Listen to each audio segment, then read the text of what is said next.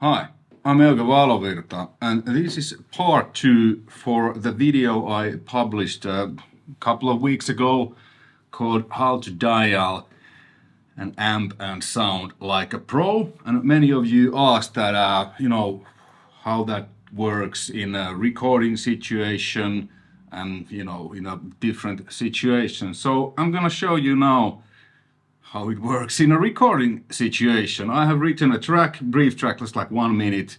I'm gonna record guitars to that using the same gear I used on the part 1 video. So Gibson Les Paul from '89 with Slash Alnica 2 pickup set, drop D tuning, and then into the pedal board where I might use some overdrives and Soldano SLO Plexi, what I use on that part 1, and I think I'm gonna use the bad boy also. The cabinet is the Mesa Boogie oversized with V30s, and I have 4 mics in there. 57 Sennheiser MD 421, Sennheiser E906 Royer 121. Let's see what I will use, probably all of them. And the mics go to Warm Audio's WA273 mic pre, which is a Neve, and then into Pro Tools Carbon and Pro Tools. Alright, let's get into it. So this is the session, and the drums and bass are like this.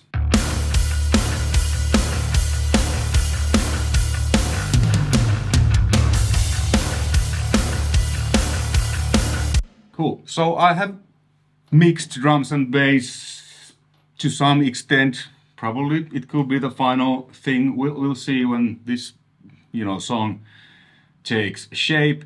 But I always dial a guitar sound when I'm recording. I try to do a drums first, at least get them to a point where they sound good, that they are closer to the final thing. And then the bass, usually I just play a demo bass, kind of like, because the arrangement might change, but just to get the sound, the bass, because I'm tweaking the guitar sound into, to fit the drums and bass, the rhythm section, because that's solid. And then the guitars will, do their things, but we can focus the bass now. So there's 3 tracks, it's the same single performance. Maybe for the clank, basic bass sound, then just clean low end, a little bit symphonic chorusing to widen it up a tiny bit. So that is that. Alright, cool. Then let's engage click. And what I do is, if I'm mixing to other artists and they send me DIs, that means I'm reamping. Just gonna play the song and reamp stuff and tweak the amps, seeing what fits, experimenting, and then when I think I got it, I'll record them. But now, since I'm playing, and this is kind of like a, just quick idea of a song written for this. So let's move to the beginning and the way I dial sounds. Because now I have 3 mics on. These are usually my go-to mics when recording rhythm guitars. 57, 421, 121. I have the SLO now. Sounds like this.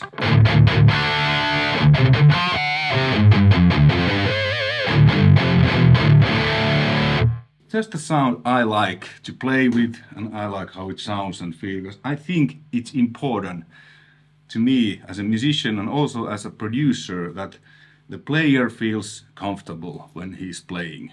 He needs to feel good, because when you feel good, you play better. So we dial sound that it, feels good. If it's something that's completely, not right, in my opinion, I might suggest that maybe we'll tweak this a little bit. There's a bit too much high end or a bit too much low end or whatever. But the most important thing is that, feel good, you play better. So it's big sound, big woofy, fucking low end, rock and roll. I'm inspired. Okay, then, now as you see, here's my recording channels. I'm using the Carbon, so these go to the rec button here, and the latency is non-existent. Like this, doesn't matter what your, session buffer size or whatever. For that, the Carbon is great. Everything is bypassed here on the rhythm guitar bus. On the record bus, there's nothing. This is that I'm recording, to the tape, so you can hear when I'm playing, and then I have another loop back in the mix bus. Okay, let's put this on, and now I'm planning to record the left guitar, and I don't wanna dial the sound when it's center, because it's not gonna be center. It's gonna be on the left side, so I'm gonna dial it according to that. Take a listen.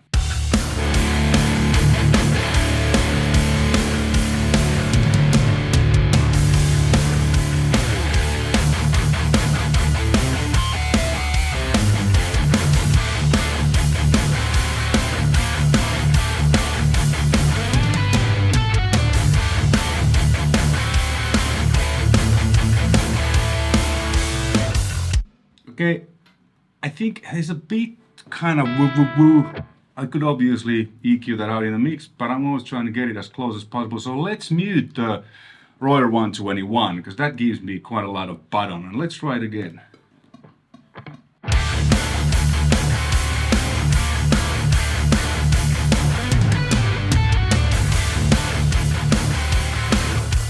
Actually, I like to play more with the Royer, it sounds better. So I'm gonna monitor myself and I'm gonna record that.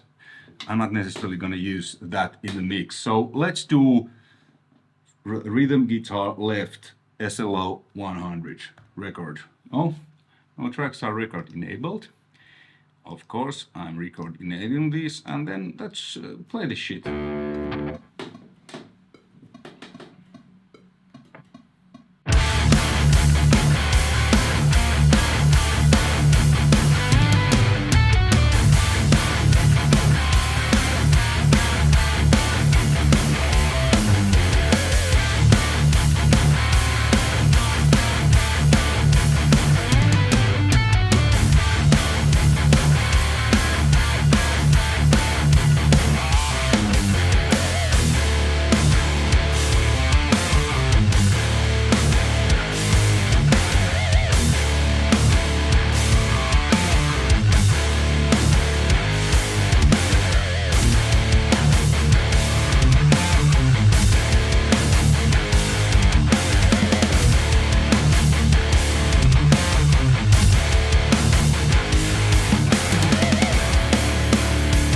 Okay, that's the solo part I did, but let's keep it here. Okay, then what I'm gonna do, I'm gonna move these tracks to their corresponding. So this is 57 track, this is 421, this is the Royer, and as you can see they are immediately lower because experience. No. So let's listen now how it sounds. You know, now it goes to the bass part. There's nothing. Only thing is on its soothe. It's taking a little bit of upper mid, you know, artifacts out.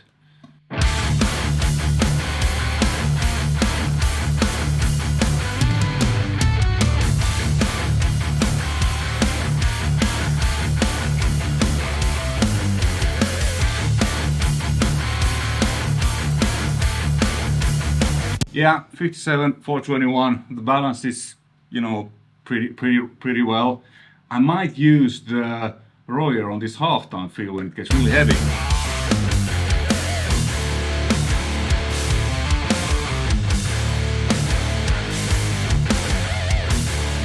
But that's a mixing thing, automation. For now, we're gonna keep this muted.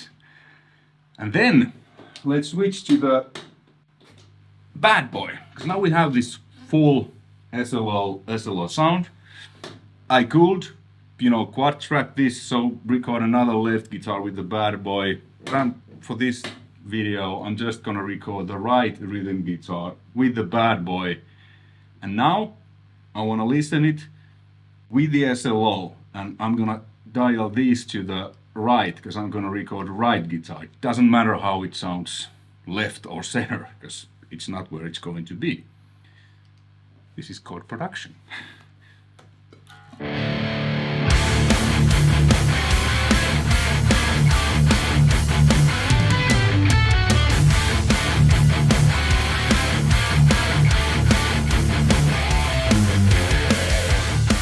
Sounds pretty good. I haven't actually checked any of the settings, but it sounds good. It's good. So let's go with this one. Maybe that. Maybe I could actually add a little bit more drive from the SD to boost the 800 a little bit more.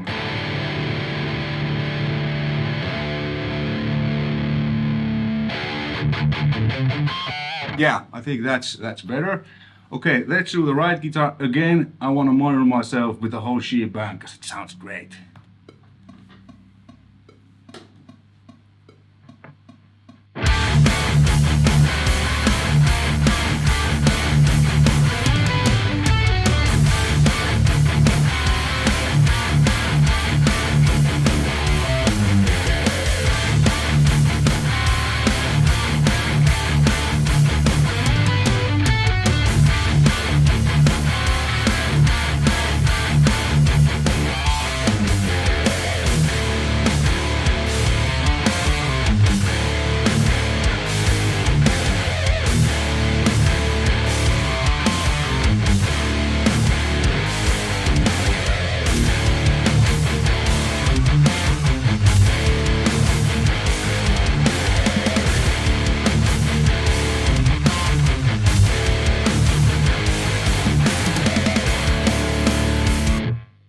Cool. Right, then let's move these to the corresponding places. 57 here, 421 here. Why I do this? Because these are for recording. It goes to the red bus, now it goes to the guitar bus where I still haven't done any processing. Let's listen.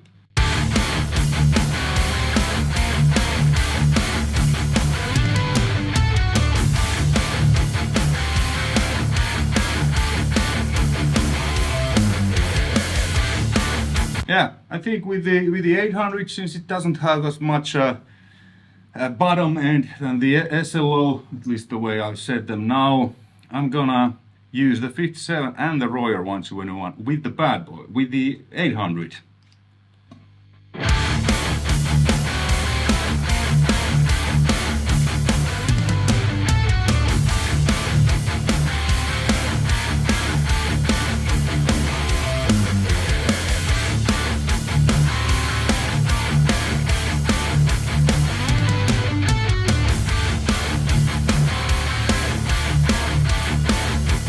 Okay, then what we're gonna do next, because this is a simple rock song, I'm gonna record just one center guitar, and I think I'm only going to use a 57. Let me actually duplicate this track, no active playlist, yes, right, and let's put it here in between these. So this is the center guitar, and this goes center, and this is a let's name it, I'm gonna use a Plexi, so let's name it Plexi C. Cool. And these red ones, this is the Soldano, these almost orange ones, that's the 800, and let's color this, it's easier for me to mix and identify them. Let's put this to really dark, because that's the center guitar. Now I'm gonna switch to the Plexi, and I'm gonna only monitor now with the 57.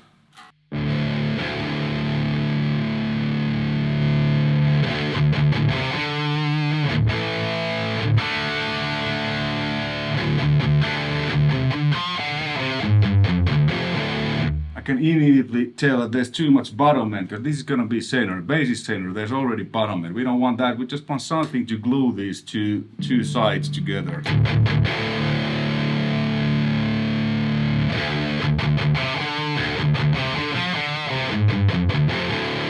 Maybe we'll add a tiny bit more mids to get this really.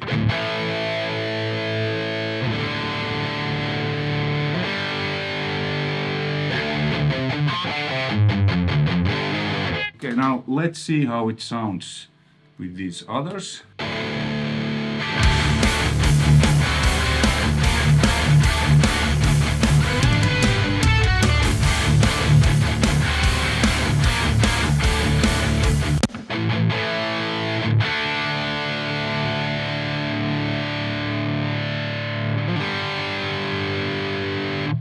tiny bit more bite to that. Okay, let's record that now. So disengage these for rec and just the 57.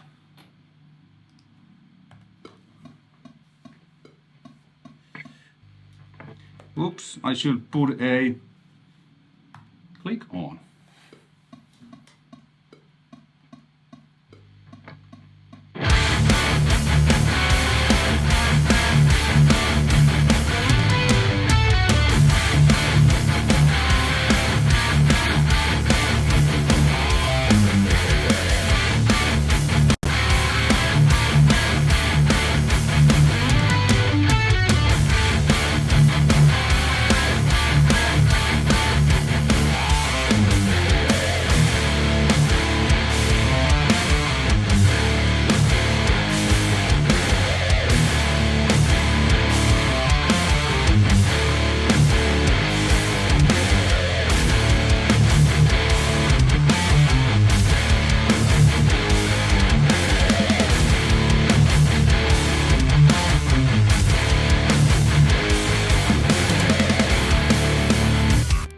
Cool. Can do that, and let's move this to center. I think the screen recording is causing some glitching to the mouse. All right.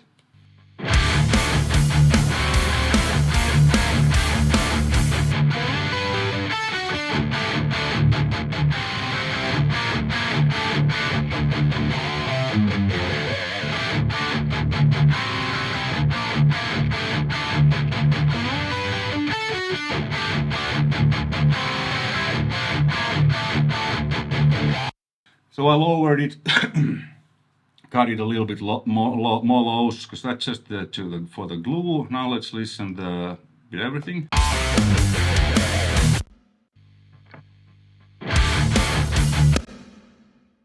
Let's cut those little scratches out.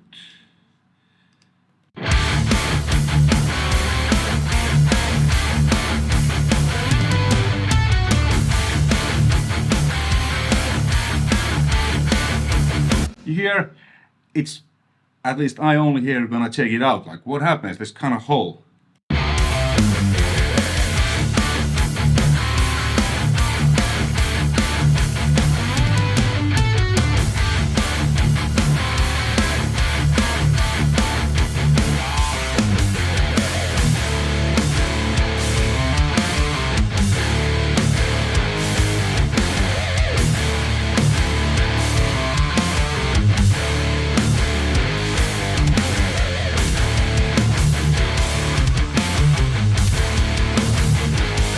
Okay, the heavy part I don't think it needs. Maybe later in the mixing I might use these, but we can keep these two muted. So the one Royer muted on the Soldano, the Sennheiser 421 muted on the 800.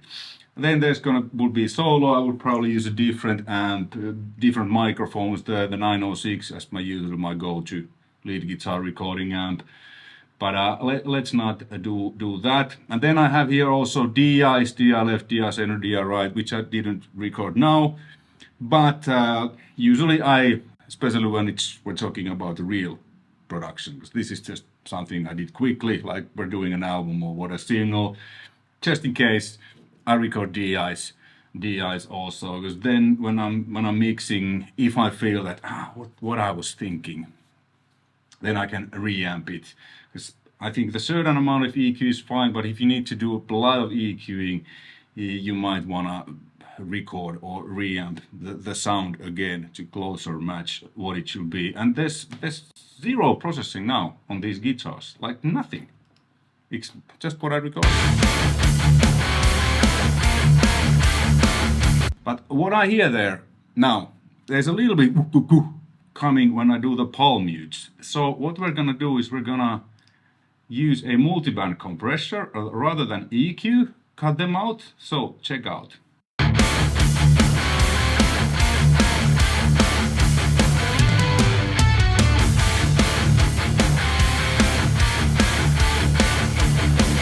Cleans them a little bit, probably it's more audible on this halftime.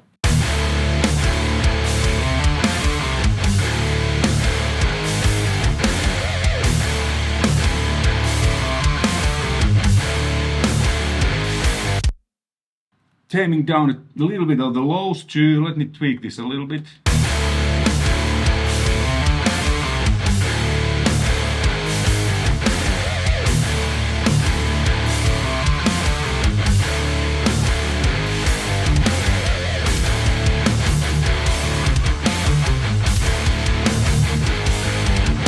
When I take it up, great, this does it, all right. Multiband compression, and then every cabinet, they usually have a couple of resonant, you know, these things, and my Mesa Boogie, fantastic cabinet, but it has these two. My Marshall, different cabinets, they have them in a little bit different places, so let me engage these, you know, tiny notches.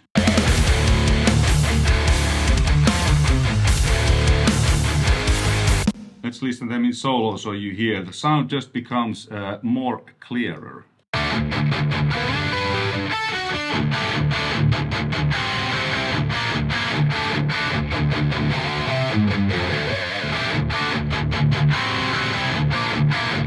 Much more pleasant to listen. It's a little bit, it can create ear fatigue if you're listening really loud and long amount of time. So I think it was maybe a bit too much.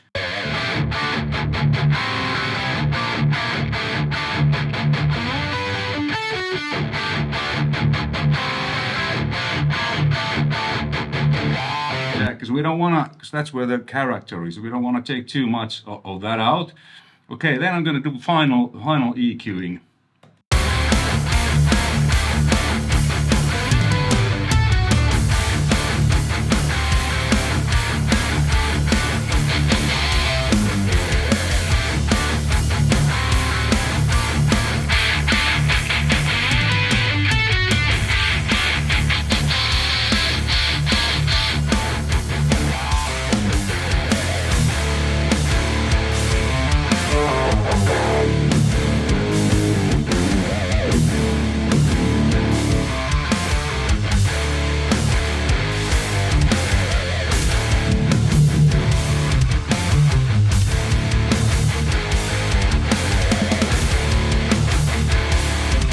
That was it, and let's listen before and after.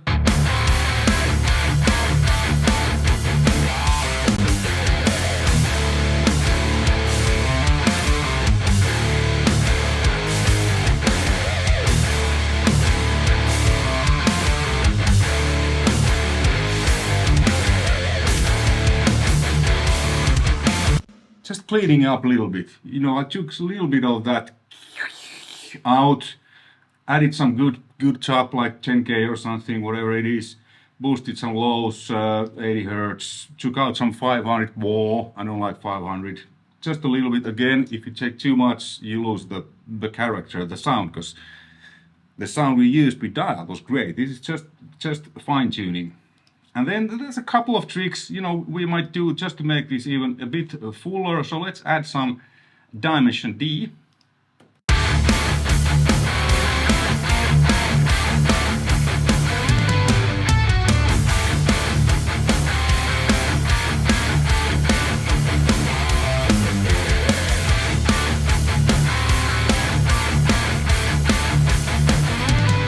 Okay, that it's good, but now the guitars are a bit too loud. Let me check them back a bit.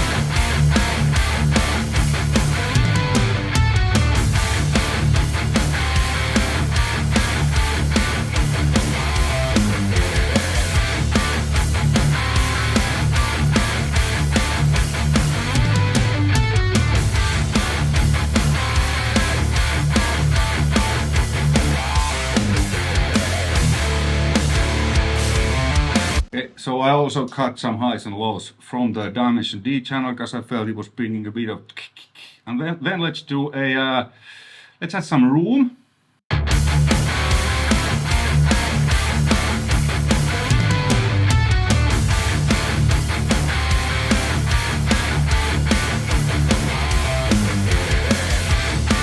So what this is doing, if we put this pre-fader and mute this. Mute everything else.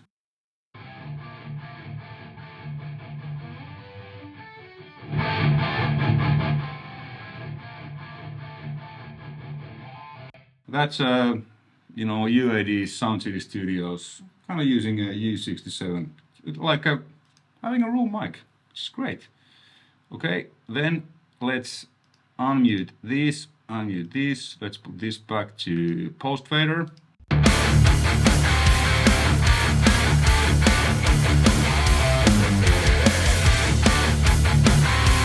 Then one thing, classic Bob Rock trick, AMS delay. So I'm sending the left side to the right side of the delay, right side to the left side of the delay, and it's this DMX60. The delay times are very short, like 80 and 90 milliseconds. It goes crisscross. Check out what it does. It's my preset called Big Guitar.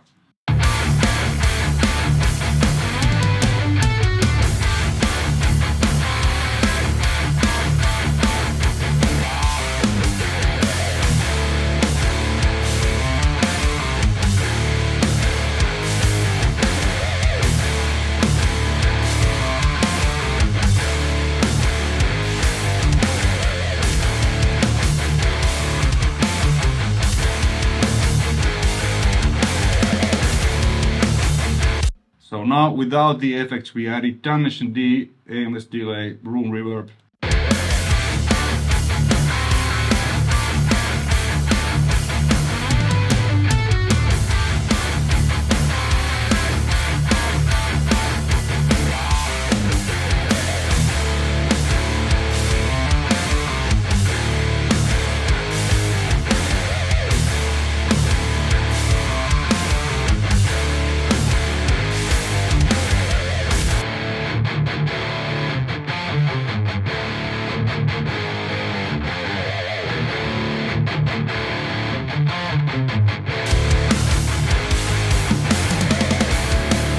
Like that. So with the effects, there was obviously a little bit volume, a little bit width, which was the case, and a little bit of that upper mid bite, which I then reduced a little, and that's pretty much it. I mean, now, you know, if this would be a real mix, I will close this and then I will continue, because now I have the basic band, drums, guitars, bass. At this point, I would continue starting with vocals, just to see where they fit, and then I might need to EQ or tweak the guitars a little bit, make them louder, quieter, whatever to fit, because, you know, mix is about how you can better present the song, and obviously if there's vocals, the vocals should be on top, and then maybe at certain points the guitars could come louder, brighter, darker, more low end, this or that, whatever works best for any given song. And if someone says to you that you use this and use that, this will work, that's BS, because every mix is different. You never know. I mean, now I don't have vocals. When I have vocals, it could be that the guitars were little to this or little to that, and you know, so it all depends, and it depends the tuning of your guitar, the key of the song, how it's played, the arrangement, all things you need to do. But a few general rules. Dial a sound that you feel comfortable playing, that makes your, you know, because you rock out better with your, you know. So that's the one thing. Great. Then, you know, you do what you, if you're the mixing engineer, you know this. If you're not, then your mixing engineer will do his things to what it does to make it work in the song. Like what I did, what I usually always do, I use this soothe called Guitar Spike. It just removes a tiny amount of those kind of, whatever you want to call them, kind of peaks and what may come through. It just smoothens things out. Multiband compressor, always, and that's before EQ. Sometimes that's all you need, what it does. Like you heard, it changed the sound completely from a little bit boo boo boo to, like, you know, we were almost there with just the multiband compressor.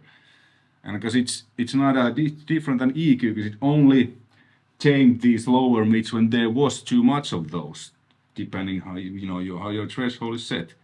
Then I used Pro Q just to match out certain things. And then I used the SSL 4000 for the kind of the sound, and I didn't do much. We're talking like dB and a half boosts and cuts, some low cut and high cut, and that was it. Hey, thanks for watching. Hopefully you found this interesting and informative. And you know, the links to the part 1 is in the description below, probably here already somewhere. And let me know in the comments if there's something else you would want me to go through regarding recording, mixing, or whatever music, especially guitar related stuff. Until next time, take care. Bye.